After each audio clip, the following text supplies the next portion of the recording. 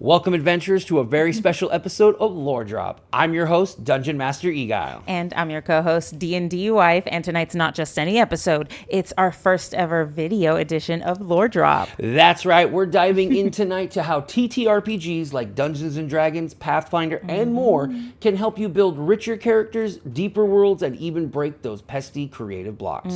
So grab your dice, hit that like button, and let's talk about how play can turn into powerful storytelling. Let's roll into that episode. So obviously, this is our first premiere of our first video podcast. When we first started out about a year ago, we kind of always envisioned ourselves eventually moving on to the video platform. As much as people like to listen to their podcasts, we find that a lot of people like to be able to see our little smiling mugs and stuff, right? But really what we're trying to do is be able to do more visuals, and that way you can see kind of more of the creative process behind. Rather than having to go to different sites, you're going to be able to see everything in one video. So when watching this, you'll be able to see our concept art, our various structures and strategies, and be able to follow on. So if whether you're a long-time listener or very new and entering into our world of Extrayus, everything is here for you in Lore Drop. Yeah, go ahead and join us. And if you like what you see, go ahead and like and subscribe on our YouTube, as well as every other podcast platform that's out there. We're on Acast, a bunch of stuff, everything. Anywhere, like iTunes, pretty much anywhere you can find YouTube. Exactly. Also, podcasts. Leave a review if you enjoy. We really appreciate the feedback. It helps. And if you have any comments or any kind of ideas or your own creative characters or worlds, come on down to our Discord, a couple of nerds, join our live discussions. Also check out our live show on Tuesday nights on Twitch for the couple of, or like you heard it from us live, where you can come in, ask Q&As, and kind of have different examples of both not only D&D but other things as well. Oh yeah, it's gonna be so much fun. But tonight's episode, we really wanted to start off with a new kind of core theme when it comes to Lore Drop, and we really wanted to look into is how we use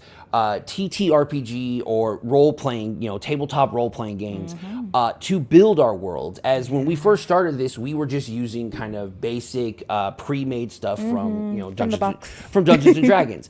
But by using these systems like Pathfinder, Dungeons and Dragons, Crash Pandas, you can create such powerful storytelling tools while also having fun playing a game. Absolutely, especially if you're looking at like very specific types of stories you want to tell. There's a game system out there for everyone. Right. And really what it is that there's a practicality of using TTRPGs as a creative writing tool. For myself, now if you're turning in just now, I am Dungeon Master Eguile. I have been dungeon mastering for about 8 long years now, and only in the last about 5 years I have been doing a homebrew campaign set into a world that DnDWife and I have created together called the world of Extrayus.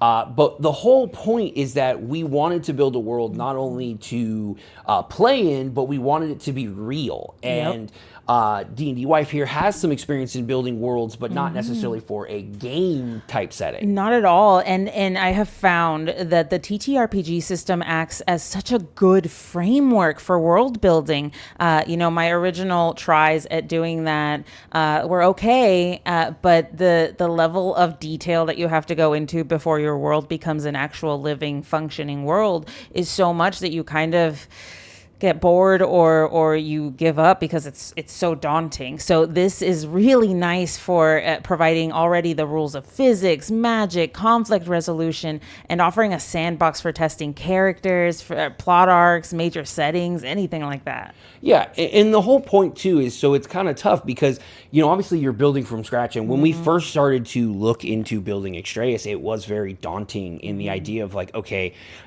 what color is the ocean? What color is the sky? And it gets tough because those things are the fun things. Those are like the this is the visual, the visual of the world. What does it look like? But when it comes to things like the physics, the magic system, that's tough. But TTRPGs, though, provide, as she was saying, that framework. They provide the rules, the physics, magic, and in the case of like Dungeons and Dragons, or like the Forgotten Realms, as they refer to, there are many different worlds that you can pick for a sandbox to test out characters, plot arcs, major settings, and it doesn't necessarily have to be kind of Earth 2022, kind of world. There are plenty of different low magic, high magic worlds that you can really see your players kind of live into, as well as the characters they kind of become. Absolutely. And using these systems really help you see the characters kind of interact in that consistent world, right? So just like how video game developers will have play testers come out, try the games,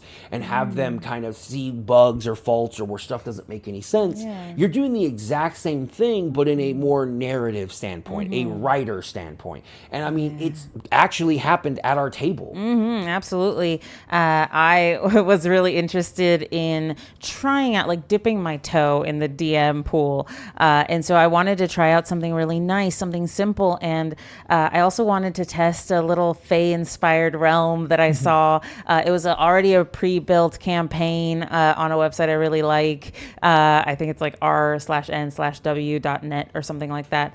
And they do really cool papercraft campaigns. And so I built all the papercrafts. It was really fun. And it was supposed to be just this like really nice interactive Fae fair, but it already came with built-in mechanics. So I didn't have to sit there and be like, well, what does this Fae fair, like what are the rules? What happens? I could just sit back, let people figure out what their characters were going to be, and then just let the story unfold as it went. It was really nice that not to have to worry about that and just focus on breathing life into the story that we were playing. Yeah, because a lot of people think, especially as a dungeon master, that it's always this like very difficult learning curve, and it's not gonna lie, it can be difficult to learn at the beginning. Sure. And that's more learning kind of more of the nuanced side of the game and the numbers. But if you're looking for the narrative side, it can be very beginner friendly. With Dungeons and Dragons and 5e, you can really just play the game with a single D20, like we did actually in like first edition. But once you really learn the basics, the structure really just starts to speed up itself. Yep. I mean, we've been doing this for 8 years, and even then, I think in like the first kind of 6 months, it was tough. Oh, yeah. But once you kind of figure out the reasoning behind the system, it becomes something where now you're just essentially throwing a different skin on the doll because the mechanics are already there based for you. And frankly, if you start with the box sets, with the starter kits for D&D, they really provide you a good way of learning as you play. So you don't have to feel like it's so daunting that you can't dip your toe, that you can't try and participate in the activity, right? Yeah, it's something that everybody can learn, and you can simplify it as much as you need to fit what you feel comfortable with. Right, and really, I think why we love these tabletop role playing games, especially Dungeons and Dragons, is that there's so much depth through improv.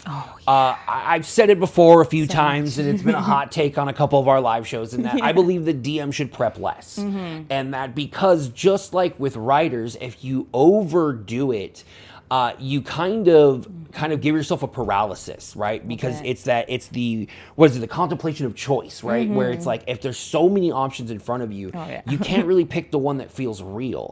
But with improv gameplay, it kind of frees you from that creative paralysis, right? You react in real time. We have a big thing in our table about the knee-jerk reaction, right? The thing that you say right off the bat is probably what your character would say too. Absolutely. And sometimes that's going to show more insight into your characters, their motivation, or how they're playing, that as a writer you may not have ever really attained. Yeah, right. You always feel that pressure as a writer to plan everything out, to make sure that every loophole is closed in your story, that everything is tied up in this nice, neat little bow.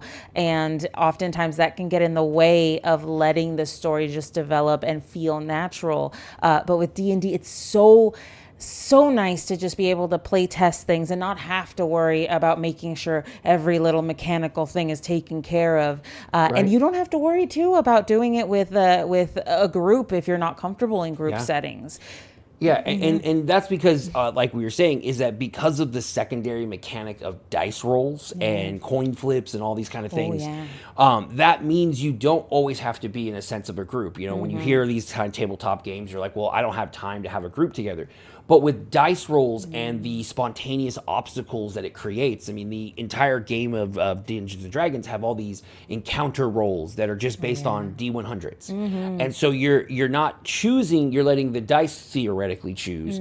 But that allows you to have encounters both as a group and solo. Because don't get me wrong, if you can, having the group dynamic does add that external perspective, right? It allows you to challenge kind of the idea of like, oh, I wrote this in there. They're going to totally be wanting to, you know, save this and do this. But then when you get that and you put down your random players and they don't quite flow or go into what you want or are incentivized or excited, you may have an opportunity now to change that line that you wouldn't be able to do before. Yeah, and speaking to the coin flip idea, I really want to point that out because as a player, sometimes you get bogged down in that choice conundrum, like what do I do? What should I do? And then you start thinking, what should I do for the story? And you never want to go there, right? The coin flip helps so much. If it's a yes or no type of question or should I, shouldn't I, just flip that coin and then whatever lands, that's what you do. Even if it's disastrous, even if it's, oh man, this is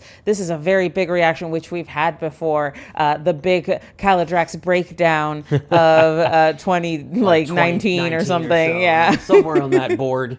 Yep. Nearly broke our party. But I think we got stronger for it and we really grew. So don't be afraid of letting just loose and letting the dice or the coins make that decision for you. And to show kind of an example too of kind of this idea of solo, of kind of solo story play, I currently within the story we have am writing kind of this prequel campaign within the campaign that is using to shape a lot of the timeline. So essentially, as the adventurers in my campaign are kind of getting the story and building their backstories, I'm able to then take some of that material and build on it with this previous adventure, the side adventure. Yeah. And what that does is so now when my players make certain decisions and such, I can help with continuity and everything else by cleaning it up with a background story that kind of fills in the gap. Now the players don't know what's going on, so now it gives me now this kind of story to tell within the world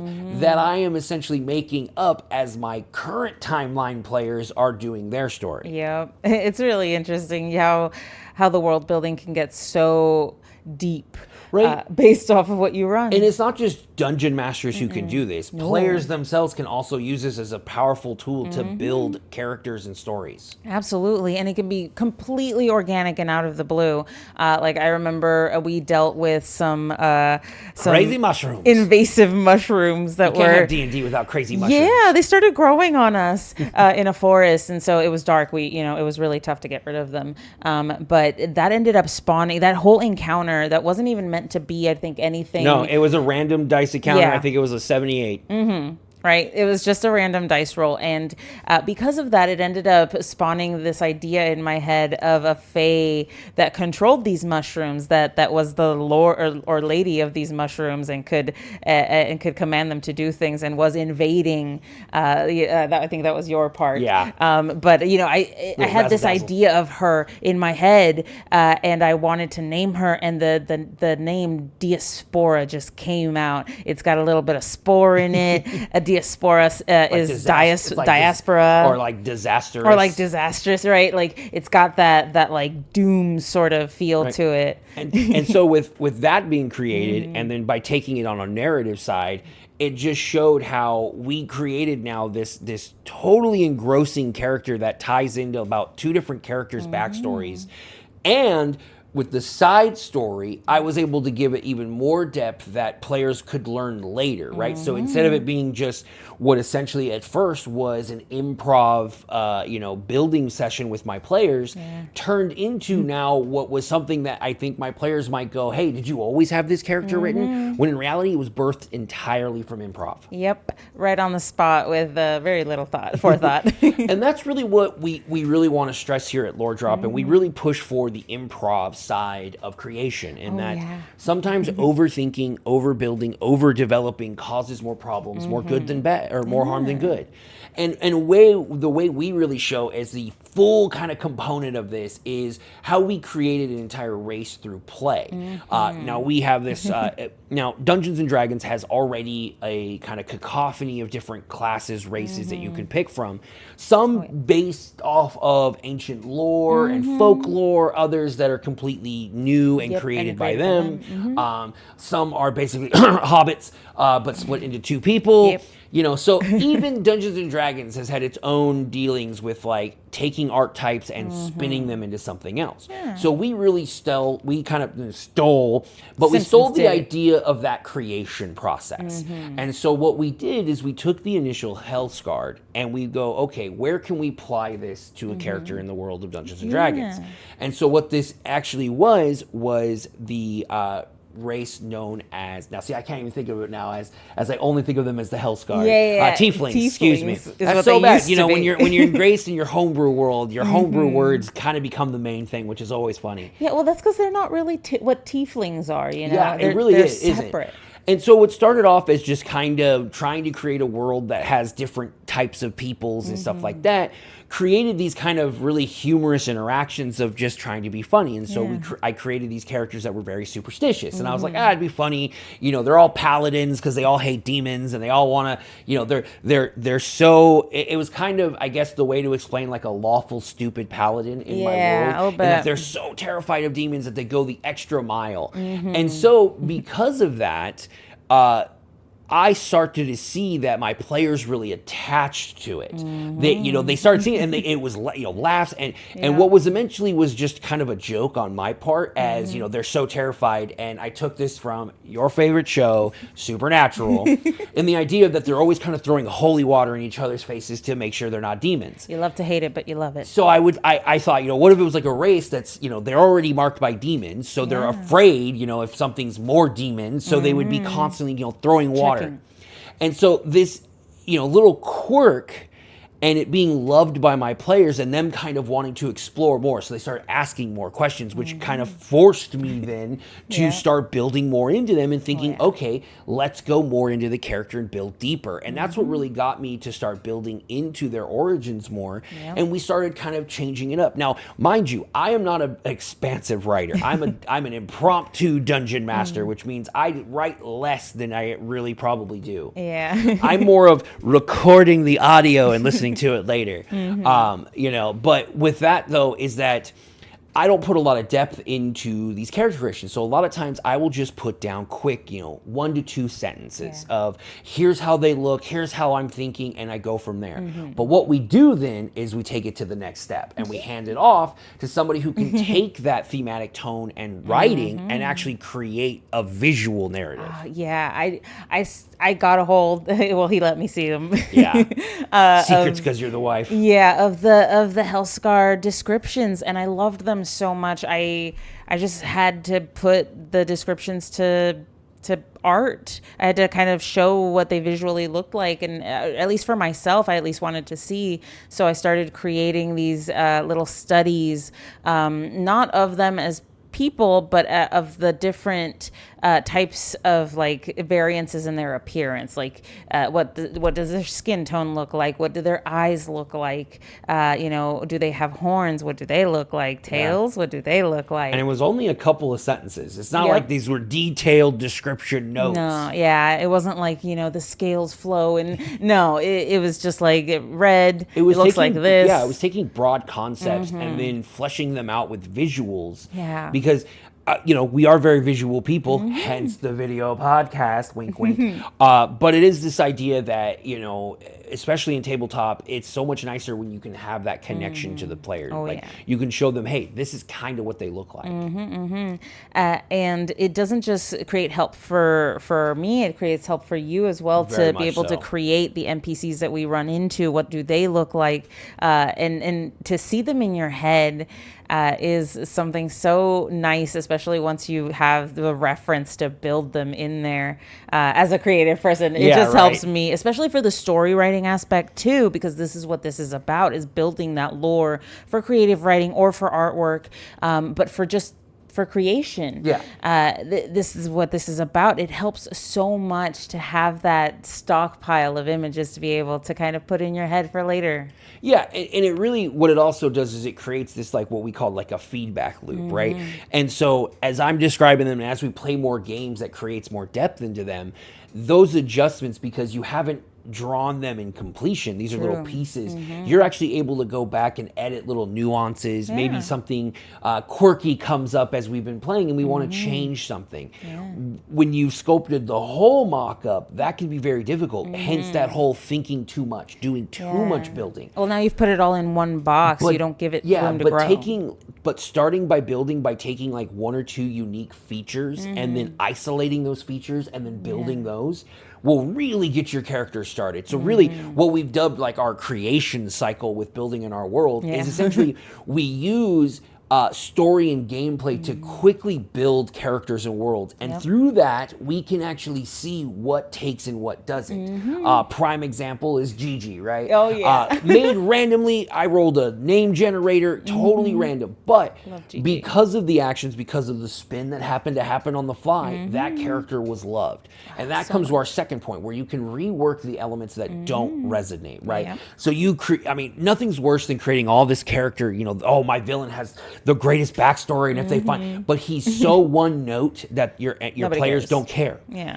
If you wrote an entire book using that character, an entire story, you would hate yourself, because now you didn't quite have that character. But now, because of the game that you're playing next week, well, maybe he's now different, and now you can find the thing that really works. But the biggest thing of all is that this maintains a grounded aesthetic, but it still feels unique, right? You have the principal thing there with the tabletop game, the players, your friends, everything, but it's still unique because it's on the fly. You kind of avoid that confirmation bias a little bit and not doing like what you were talking about of like doing the safe bet. Because you just don't want your character to die. Well, nobody wants their character to die, but characters take risks all the time. And people don't know sometimes that the things they're doing will get them hurt. And it's one of those things too, whereas, you can feel confident that this is an original creation. Obviously, it was made with a group of people on the fly. You can't necessarily be accused of stealing something when there was nothing in front of you to steal to begin with. And I just like to point out that books, as we all know, those of us who write and who are authors know that it's very difficult to write a story that's good enough to pull the rug out from under you. And a book can't shift right on the fly and move things because you anticipated what it was going to say, right? If an author wrote something a certain way and you managed to think about it, especially I'm thinking like mystery novels or murder novels, when you figure it out before the writer has told you, they can't really help that, right? You did it. Or you just skip to the end to see if you're right. You were the better detective. And so, it's really, unless you're a really good writer, it's so difficult to get that done. But that's what these systems allow you to do, to add that extra level of spontaneity that people wouldn't anticipate. Yeah, and I think really when it comes down to like my final thoughts is I really think that, and I'm a big proponent on this, is that when you make your world building a game, it is the key to making it enjoyable and sustainable. We've always said, like, if it starts to feel like a job, it's gonna start to affect your writing. It's gonna start affecting your thinking, because it just, when it's an act of joy and play, it doesn't feel like a chore. The little nuance, the little details are exciting things to build, not a aggravation of more, more nuance to put in your world. You're excited to build more, and a TTRPG game is a real great place to do that. Tabletop games empower us writers with tools for narrative experimentation, character testing, immersive world designs that you really couldn't get anywhere else, that you can get by just sitting on your kitchen table with 3 or 4 friends. Or by yourself. Exactly. Like I said, if you're uncomfortable in group settings, or you're just not there yet with, comfortability in public speaking, you can always start on your own. But I believe that using these D&D systems is kind of my final thoughts here. Using these systems lets you fall in love with the worlds that you build through exploration. Walking through the world that you created is so much more different than just writing about a place. that's just so one note compared to actually living in there for a little bit and doing things inside the world, affecting what happens. It's great. And I think another thing is it helps also because you don't have to sit there and make the world perfect before you're ready to use it, to be in it, to make it a living, breathing thing that exists and grows. Don't wait for perfection because that never comes. Make the mistakes, play it out, and see what works, because that's how you discover the great surprises of stories. And like the big thing we say is like all these kind of different systems, it's really because they allow you methods of randomness with like dice, coins, various different tokens, right? And that's really what it has you do, because as writers, as creative thinkers, we have a habit of building the stories we want to hear, that we want to see on the paper. But that's not what we want to do. That's not really what we go to experience, or the experiences we want to give our readers or our players. We want them to not necessarily know what's going on. We want them to always be on the seat of their book, on their chair, everything. And that's really where it comes to using these tools, because not only is it a game, but it can be turned into such a great tool to allow you to essentially build a world, build players, and hopefully grow it into not only your own story, your own world, but potentially a book or everything even more than that. Oh yeah, my blog is a testament of that. I write out our adventures in story format. Definitely should check that out. Yeah, D&D story, DnDWife.com. Yeah, we're getting used to this online thing, right? But yeah, you can actually see that implemented in the blog and read through a little bit of the story and see what it feels like to actually read it as if you were reading a book.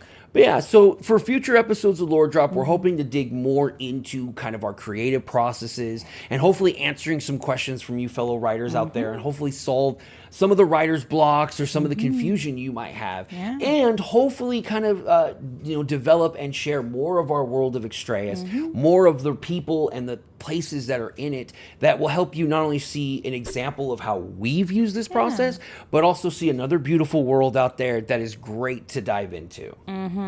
And because it's an example, you can know that it's something you can also set out and do on your own with not too much effort too. It's very easy. We played regular Dungeons and Dragons for only about 2 years before we essentially wanted to break free and start doing our own thing. Yeah, and that was us taking our time. So it shows that you don't need a lot of time before you're starting to crack open that book and start making a homebrew world of your own. Oh yeah, and that's a wrap for our very first video journey here through the world of Lore Drop. But thanks again for joining us as we explored how TTRPGs aren't just games, they're toolboxes for storytelling and imagination. If you loved this episode, don't forget to like, subscribe, and leave us a review. And hey, join our Discord, share your characters, campaign ideas, and get nerdy with us. Follow Couple of Nerds on all socials, and stay tuned for even more lore, laughs, and creative inspiration. Until next time, this is Lore Drop, where every drop tells a deeper story.